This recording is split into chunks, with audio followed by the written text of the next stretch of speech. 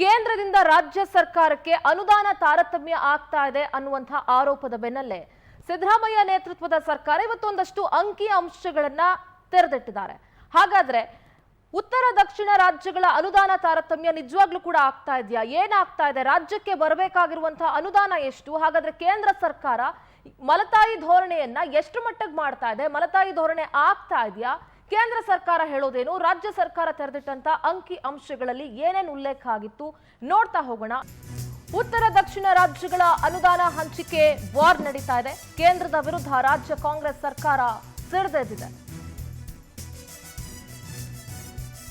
ಹಾಗಿದ್ರೆ ನಿಜವಾಗ್ಲೂ ಕೇಂದ್ರದಿಂದ ರಾಜ್ಯಕ್ಕೆ ಅನ್ಯಾಯ ಆಗ್ತಾ ಇದೆಯಾ?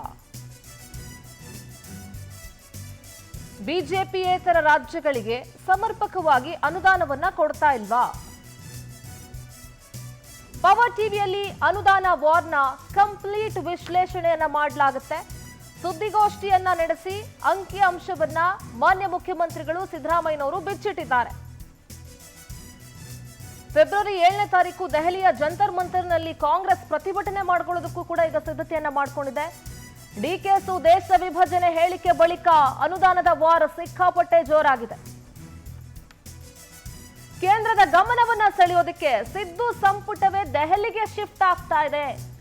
ಬಹುಶಃ ಇದೇ ಮೊದಲನೇ ಸಲ ಇರಬೇಕು ಇಡೀ ಸಂಪುಟ ಒಂದು ಕಡೆಗೆ ಶಿಫ್ಟ್ ಆಗಿ ಪ್ರತಿಭಟನೆಯನ್ನ ಮಾಡ್ತಾ ಇರೋದು. 10 ವರ್ಷದ ಅನುದಾನ ಹಂಚಿಕೆ ವರದಿ ಅಧ್ಯಯನದಲ್ಲಿ ಪತ್ತೆಯಾಗಿದೆ. ಇಂಡಿಯಾ ರೇಟಿಂಗ್ಸ್ ಎಂಬ ಕಂಪನಿಯಿಂದ ವಿಶ್ಲೇಷಣಾ ವರದಿಯನ್ನ ಬಿಡುಗಡೆ ಮಾಡಲಾಗಿದೆ. ನಿಜಕ್ಕೂ ಕೂಡ ಕಾಂಗ್ರೆಸ್ ಹೇಳಿದಂತೆ ಕರ್ನಾಟಕಕ್ಕೆ ಮೋಸ ಆಗ್ತಾ ಇದೆಯಾ? ಹಾಗಾದ್ರೆ ಈ ವಿಚಾರವಾಗಿ ಮಾನ್ಯ ಮುಖ್ಯಮಂತ್ರಿಗಳು ಸಿದ್ದರಾಮಯ್ಯನವರು ಏನೇನೆಲ್ಲ ಮಾತನಾಡಿದ್ರು ಒಂದ್ಸಲ ಕೇಳಿಸ್ಕೊಂಡ್ಬಿಡೋಣ.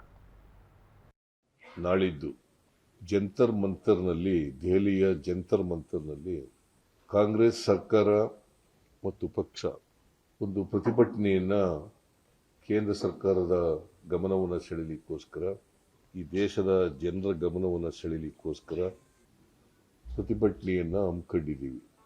ಇಲ್ಲಿವರೆಗೆ ನಾವು ಯಾವತ್ತೂ ಕೂಡ ದೆಹಲಿನಲ್ಲಿ ಪ್ರತಿಭಟನೆ ಮಾಡಿರಲಿಲ್ಲ. ಆದರೆ ಅನಿವಾರ್ಯ ಕಾರಣಗಳಿಂದ ಪ್ರತಿಭಟನೆಯನ್ನ ಮಾಡಲೇಬೇಕಾದಂಥ ಪರಿಸ್ಥಿತಿ ಬಂದೊದಗಿದೆ. ಸುಳ್ಳು ಹೇಳ್ತಾವ್ರೆ ಅಂತ ಹೇಳ್ಬೇಕು. ಕರೆಕ್ಟಾಗಿ ಸುಳ್ಳು ಹೇಳ್ತಾ ಇದ್ದಾರೆ, ಜನರಿಗೆ ದಾರಿ ತಪ್ಪಿಸ್ತಾ ಇದ್ದಾರೆ. ಇವೆಲ್ಲ ಅವರೇ ಕೊಟ್ಟಿರ್ತಕ್ಕಂಥ ಡಾಕ್ಯುಮೆಂಟ್ಗಳ ಮೇಲೆ ಹೇಳ್ತಾ ಇರೋದು. ನಾನು ಕೇಂದ್ರ ಸರ್ಕಾರ ಕೊಟ್ಟಿರ್ತಕ್ಕಂಥ ಡಾಕ್ಯುಮೆಂಟ್ಗಳ ಮೇಲೆ ನಾನು ಹೇಳ್ತಾ ಇರ್ತಕ್ಕಂಥದ್ದು. ಅಂದ್ರೆ ಆಲ್ಮೋಸ್ಟ್ ಈ ವರ್ಷದ ಬಜೆಟ್ ನೋಡಿದ್ರೆ 18-19 ಇದ್ದದಕ್ಕಿಂತ ಡಬಲ್ ಆಗಿದೆ. ನಮ್ಮ ತೆರಿಗೆ ಎಷ್ಟಾಗಬೇಕಾಗಿತ್ತು? ನಮ್ದು ಡಬಲ್ ಆಗಬೇಕಾಗಿತ್ತಲ್ಲ. ಬಟ್ 50,257 ಕೋಟಿ ಅಷ್ಟು ಇಟ್ಕೊಬಿಡ್ತು. ಪ್ಲೀಸ್, ವೆರಿ ಇಂಪಾರ್ಟೆಂಟ್ ಇದು. ಇಲ್ಲಿವರೆಗೆ ನಾವು ಯಾವತ್ತೂ ಕೂಡ ದೆಹಲಿನಲ್ಲಿ ಪ್ರತಿಭಟನೆ ಮಾಡಿರಲಿಲ್ಲ. ಆದರೆ ಅನಿವಾರ್ಯ ಕಾರಣಗಳಿಂದ ಪ್ರತಿಭಟನೆಯನ್ನ ಮಾಡಲೇಬೇಕಾದಂಥ ಪರಿಸ್ಥಿತಿ ಬಂದೊದಗಿದೆ. ಈ ಪ್ರತಿಭಟನೆ ಕಾಂಗ್ರೆಸ್ ಪಕ್ಷ, ಭಾರತೀಯ ಜನತಾ ಪಕ್ಷದ ವಿರುದ್ಧ ಮಾಡತಕ್ಕಂಥ ಪ್ರತಿಭಟನೆ ಅಲ್ಲ. I am making it very clear. It is not against the BJP party by Congress party. ಈಗಾಗಲೇ ನಾನು ಪ್ರಸ್ತಾಪ ಮಾಡದಂತೆ ಇಡೀ ದೇಶದ ಜನರ ಗಮನವನ್ನು ಸೆಳೆಯಬೇಕು ನಮಗಾಗಿರ್ತಕ್ಕಂಥ ನ್ಯಾಯದ ಬಗ್ಗೆ ನಾವು ಈ ಪ್ರತಿಭಟನೆಯನ್ನ ಹಮ್ಮಿಕೊಂಡಿದ್ದೀವಿ. ತೆರಿಗೆ ಮತ್ತು ಹಣಕಾಸಿನ ಪರಿಸ್ಥಿತಿ ಹೆಂಗಿದೆ ರಾಜ್ಯದಲ್ಲಿ, ಆಮೇಲೆ ಸಮುದಾಯದ ಅಭಿವೃದ್ಧಿ ಎಷ್ಟು ಮಟ್ಟಿಗಾಗಿದೆ, ಏನಾಗಿದೆ ಅಂತಂದ್ರೆ ನಮ್ಮ ಇದು ಮೊಟ್ಟೆ ಕೋಳಿ ಚಿನ್ನದ ಮೊಟ್ಟೆ ಇಡ್ತದೆ ಅಂತ ಕೋಳಿನೇ ಕೂದಾಕ್ಬಿಡೋದು. ಹಂಗಾಗಬಾರದು ಅನ್ನೋದು ನಮ್ದು ಅಷ್ಟೇ. ಕೋಳಿ ಚಿನ್ನದ ಮೊಟ್ಟೆ ಇಡ್ತದೆ ಅಂತೇಳಿ ಕೋಳಿನೇ ಕೂದ್ಬಿಡೋದು, ಮತ್ತೆ ಮೊಟ್ಟೆಯಲ್ಲಿ ಇಡ್ತದೆ ಅದು, ಇನ್ನು ಮುಂದೆ ಮೊಟ್ಟೆನೇ ಇಡಲ್ಲ. ಹಂಗಾಗಬಾರದು. ಹಾಲು ಕೊಡ್ತದೆ ಜಾಸ್ತಿ ಅಂತ ಕೆಚ್ಚಲೇ ಕೂದ್ಬಿಡೋದು, ಹಂಗಾಗಬಾರದು. ಹಂಗಂತೇಳಿ ನಮ್ಮ ರಾಜ್ಯಗಳಲ್ಲಿ ಅಭಿವೃದ್ಧಿಯೇತರ ರಾಜ್ಯಗಳಿಗೆ ಅನ್ಯಾಯ ಆಗಬಾರದು. ದಕ್ಷಿಣದ ರಾಜ್ಯಗಳಿಗೆ, ವಿಶೇಷವಾಗಿ ಕರ್ನಾಟಕಕ್ಕೆ ಆಗಿರ್ತಕ್ಕಂಥ ಅನ್ಯಾಯ ಸರಿಪಡಿಸಿ. ಬರಗಾಲದಲ್ಲಿ ಒಂದು ಪೈಸೆ ಇವತ್ತಿನವರೆಗೆ ಬಿಡುಗಡೆ ಮಾಡಿಲ್ಲ, ಕೊಡಿ. ಇವತ್ತಿನವರೆಗೆ 15ನೇ ಹಣಕಾಸಿನಿಂದ 14ನೇ ಹಣಕಾಸಿನಿಂದ 15ನೇ ಹಣಕಾಸುವರೆಗೆ ನಮ್ಮ ರಾಜ್ಯದ 1,87,000 ಕೋಟಿ ಅನ್ಯಾಯ ಆಗಿದೆ. ಬರಬೇಕಾಗಿರೋದು ನಮಗೆ ಬಂದಿಲ್ಲ.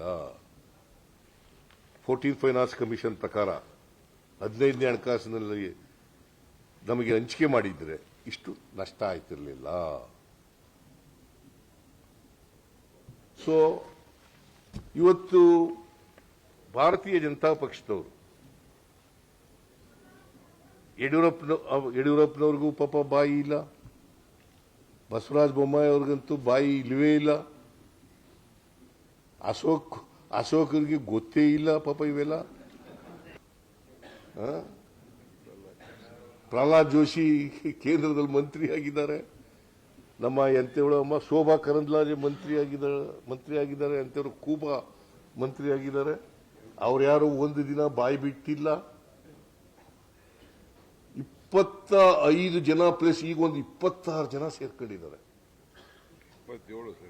27 ಜನ ಆಗಿದ್ದಾರೆ. ನಮ್ಮ ರಾಜ್ಯಗಳಿಗೆ, ದಕ್ಷಿಣದ ರಾಜ್ಯಗಳಿಗೆ